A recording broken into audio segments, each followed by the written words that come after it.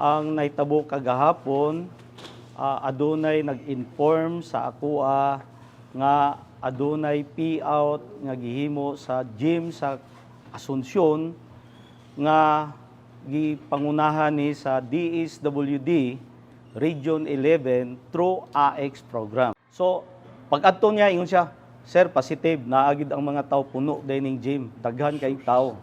So, iko, unsa man ang mga tawana? Biktima ba sa calamity? Dili, sir. Unsa man na? Payout ni sir for election purpose. Ngano man, kaning mga tawhana, sir, dili taga Asunsyon. Kaning mga tawhana, sir, taga Kapalong. Taga Barangay Kapungagan, Barangay Mamakaw, Barangay Katipunan, o Barangay Gabuyan. Adiri, sir, ang tanan empleyado sa DSWD. Dili mo hatag og ID. Kung anong naaman diha ang DSWD, naaman diha ang AX. Unya, dili working this. Sabado, Domingo ta karon, gahapon na itabo Sabado. Nga anong naa sila dito? Illegal gyud ang pag-distribute sa kwarta.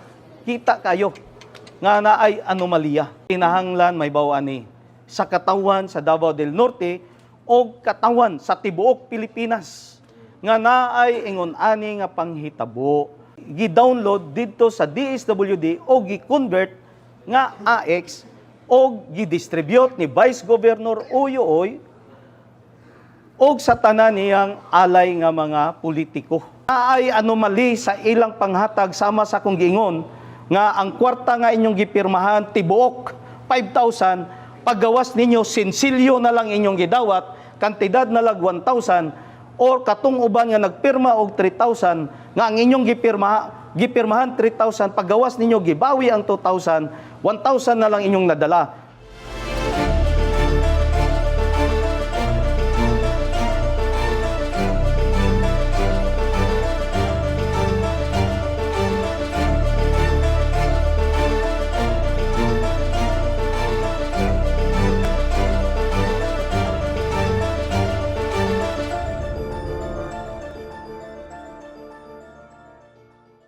Dalawang araw bago ang inaasahang mapayapang eleksyon, ay naglabas ng pahayag ang pamunuan ng Davao del Norte dahil sinatuklas ang illegal assistance to individuals in crisis situation payout na sinasabing may naging paglabag ngayong barangay at sangguniang kabataan elections. Ayon kay Davao del Norte Governor Edwin Hubahib, agad niyang pinaimbestigahan ang sitwasyon sa Asunsyon Gym kung saan naganap ang payout. Sa matuod lang alang sa katawan sa probinsya sa Davao del Norte, mga kaigsuunan ko. Ang naitabo kagahapon, adunay nag-inform sa akoa nga adunay payout nga gihimo sa gym sa Asunsyon nga gipangunahan ni sa DSWD Region 11 through AX program. O kini siya, tungod sa pagkahibalo nako, akong gipadalag taw to verify. Ayon sa gobernador, ang AICS o Assistance to Individuals in Crisis Situation na isang programa ng Department of Social Welfare and Development ay sinasagawa lamang sa panahon ng sakuna o matinding krisis o pangangailangan. So, pag-adto niya, ingon siya, "Sir, positive, naagid ang mga tao puno dining gym, daghan kay tao." So, iko, unsa man ang mga tawana? Biktima ba sa calamity? Dili, sir. Unsa man na?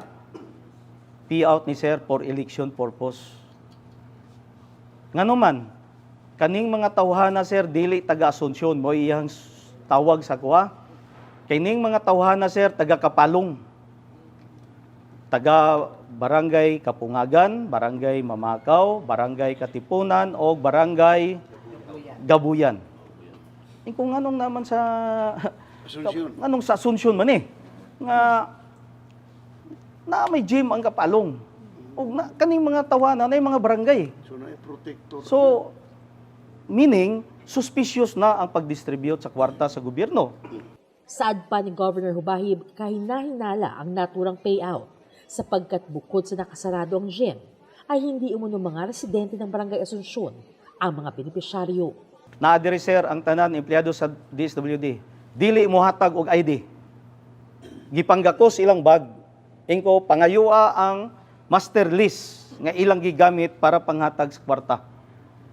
Dili sir, dili kwan, ilan ang gigakos ilang bag. Dili mo kuha og ID, dili mo pakita og ID og wala pod sila mo surrender sa pulis sa ilang pangalan. Naana ang Chief of Police sa Asuncion, kauban sa atong Provincial Director, naa dito tanan sila sa sulod. Ilang gihangyo, ma'am, kinahanglan lang namo ang inyong ID, pangalan, dili mo tugan. Dili mi mo tugan kay hulato na mo ang among Regional Director, mo isulti sa empleyado sa DSWD nga hulato na mo among Director si Attorney Vanessa Gukong. Kini. So, inform ko. Ikaduha, kinsay naa diha? Sir, naa dire ang staff sa opisina ni Vice Governor Uyuoy nga mao si Robert Caminero alias Pugi. Kinwestiyon din ito ang araw ng pagsasagawa ng payout na umunoy may bahid politika, lalo pa at nataw nito sa araw ng eleksyon. Kung nganong naaman diha ang DSWD, naaman diha ang AX. Ha? Unya, dili working this. Hunahunao ninyo alang sa katawhan nga Sabado, Domingo ta karon gahapon na itabo Sabado. Nganong naa sila didto? Oh, nganong naa sila? Illegal gyud ang pag-distribute sa kwarta. Kita kayo nga na ay anomalya. Ha? Kita ninyo ha? Oh. Oh. Gipanggunita na nila. Gitaging na karon ingon ko i-blatter ning tanan.